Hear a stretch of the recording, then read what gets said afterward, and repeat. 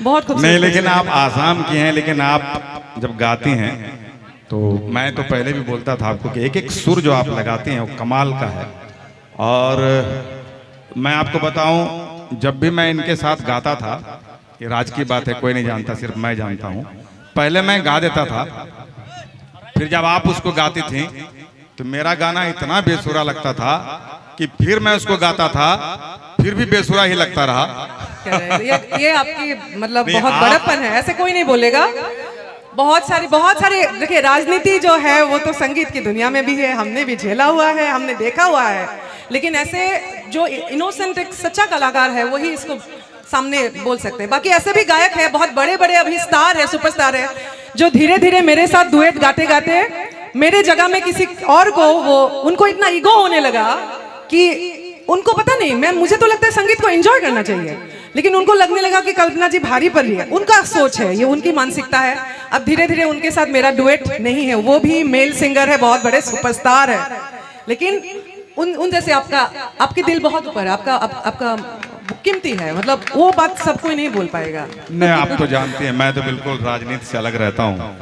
आज भी मुझे आपके साथ गाने नहीं, ये को सब मिलेगा बहुत तो ही चीप राजनीति है, कोई राजनीति नहीं हुआ, स्तर बहुत नीचे है। आजकल तो कई ऐसे कलाकार हैं, सुपरस्टार अपने आप को समझते हैं, लेकिन यहाँ तक मंच पे कह देते हैं कि तुम क्या गाती हो, मैं जो गा दूंगा तुम्हारा बाप नहीं गा सकेगा। अब ये कितना, छोड़िए ये सब, हम बाप नहीं करेंगे, नहीं तो हम में उनमें कोई फर्क नहीं। कलाकार आप किसी के बाप के बारे में कैसे बोल सकते हैं? बाप तो सबका बाप है, माँ तो सबकी माँ होती है ना। हाँ, इस तरह की बातें नहीं करनी चाहिए। और ये भी कई लोग बोलते हैं अपना गा के दिखाओ। अरे भाई, अपना गाना मैं ऐसा समझता हूँ कि इजी है, दूसरे का गाना ज्यादा मुश्किल है। गाना नकल करना इतना आसान थोड़े होता है। अगर कोई व्यक्ति रफी साहब का भी गाता है, किशोर दा का भी गाता है, लता जी का भी गाता है, आपका भी गाता है, वो बहुत बड़ा कलाकार होता है। मैं ऐसा मानता हूँ, सबका गाना बहुत मुश्किल होता है, इतना आसान नहीं होता। लेकिन खैर, सबकी अपनी अपनी बात है। मैं तो जो होता है वही बोलता हूँ। मैं राजनीति से बहुत अलग रहता हूँ। आप बहुत अच्छा गाती थी, गाती हैं और गाती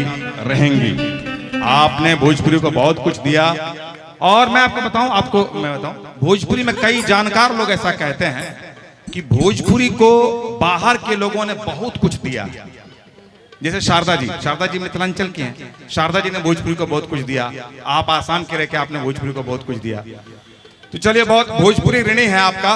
और अगला पायदान पे बहने भाई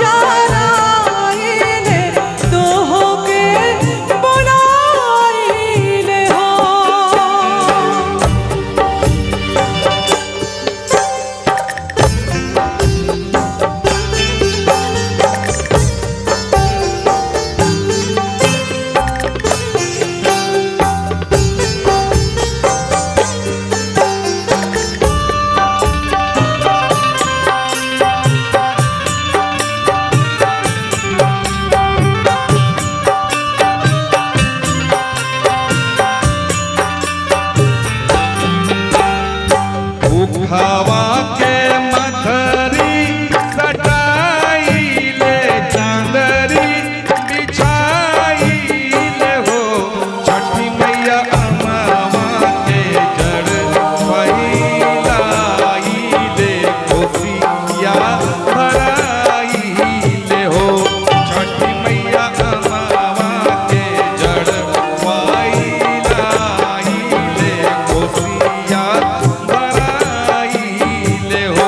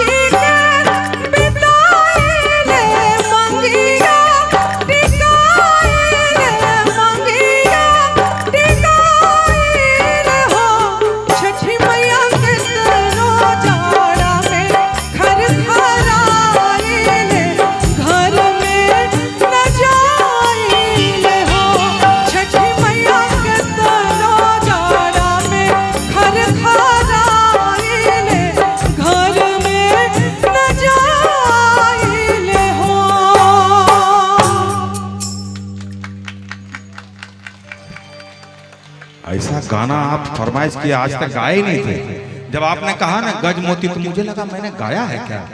फिर मैंने सुना तो यार मेरी आवाज मैंने कहा आवाज तो मेरी जैसी लग रही है, ऐसा मुझे और लगा। ऐसा एक्चुअली उस समय का जितने भी एक साथ गाए ना हम, मतलब मेरे लिए तो छठ का जो एक जो संस्कृति है, संगीत है, वो भी नया था ना। सब सुर सब आसाम से अलग है ना, आसाम में पहाड़ी एक अलग ही रंग है।